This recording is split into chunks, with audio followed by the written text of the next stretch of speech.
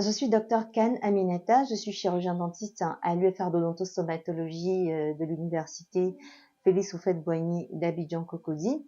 Je suis par ailleurs la directrice fondatrice du centre d'éveil à la lecture Ici on lit, ensuite on joue, et aussi directrice de la librairie Kena, une librairie exclusivement dédiée aux livres des éditions Nouveaux Horizons, qui sont des livres subventionnés par le département d'État américain. Ok, merci. Avant d'aller plus loin, vous êtes ici à Bamako, au Mali. Quelle est la motivation derrière votre présence ici?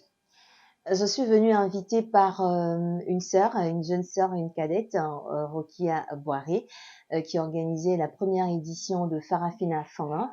Et je suis venue en tant que panéliste pour parler des défis de la santé en Afrique. Vous êtes beaucoup engagé dans le monde de la lecture et vous avez même fait une publication dont le livre est Un mot pour apaiser.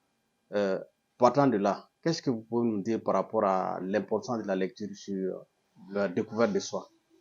La lecture est vitale pour la découverte de soi. Il n'y a pas de découverte de soi sans livre, sans lecture. On ne peut pas grandir sans lire, on ne peut pas se construire, on ne peut pas se reconstruire sans lecture.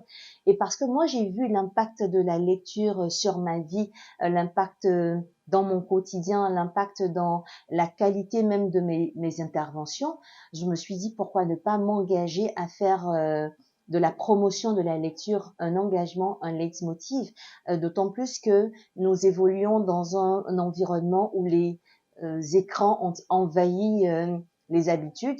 Les gens préfèrent être sur leur téléphone, sur leur tablette ou sur leur ordinateur ou encore devant la télévision plutôt que de prendre un livre et de lire.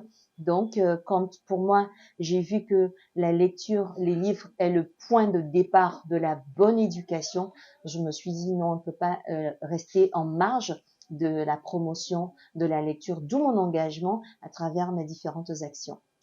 Parlons de l'écran, vous avez dit dans vos propos, qui impacte aujourd'hui la lecture. Est-ce que vous pensez qu'on peut remédier à cela? Oui, je ne suis pas pour l'interdiction de l'écran. Il y a en plus il y a des livres qu'on lit sur les écrans. Les écrans ont leur part, mais il est question en fait pour nous déjà de ne pas exposer les enfants de façon précoce aux écrans. Malheureusement, vous avez des bébés de 6 mois, de 7 mois qu'on met devant les écrans et qui développent une addiction chimique aux écrans malheureusement. Et donc, avant 3 ans, pas d'exposition aux écrans, plutôt une exposition aux livres. Sans compter que le livre a un impact sur le développement psychomoteur de l'enfant. Donc, il s'agit d'avoir une utilisation, on va dire, rationnelle des écrans. Les écrans qui, à force d'être dessus, vont entraîner des pathologies oculaires à type de sécheresse oculaire ou de picotement. Il y a des gens qui se retrouvent avec des maux d'yeux parce qu'ils sont excessivement sur les écrans. Donc, il est question, en fait, d'avoir un juste milieu. Et aujourd'hui, en plus de ça, avec les réseaux sociaux, malheureusement, les gens perdent énormément de temps sur les réseaux sociaux. Ça va jusqu'à 4 heures, 5 heures, voire plus de temps d'utilisation des réseaux sociaux. Ce temps-là pourrait être divisé en deux et être mis à profit, par exemple, pour apprendre, pour se développer. Quand on sait que avec la lecture, on enrichit son vocabulaire, on apprend de nouvelles connaissances, on devient des leaders grâce aux livres, il est bon, en tout cas, encore une fois, d'avoir une utilisation qui soit dépassionnée des écrans, une utilisation qui soit rationnelle et un juste équilibre, en tout cas, dans leur utilisation. Ok, on dit que l'Afrique de demain, on dit que l'Afrique aussi c'est le continent de demain. Mais on voit de plus en plus la jeunesse africaine s'écarte de la lecture. Qu'est-ce que vous pouvez dire par rapport à ça? C'est une réalité, c'est un fait. Maintenant, est-ce que on regarde les choses empirées ou est-ce qu'on décide de prendre le taureau par les cornes et d'avoir des politiques qui vont nous permettre de changer les choses à la base? Là est la question. Moi, je suis pour que il y ait des actions fortes. Imaginez que on installe des bibliothèques dans les différentes écoles. C'est pas toutes les écoles qui ont des bibliothèques, quand bien même elles en ont.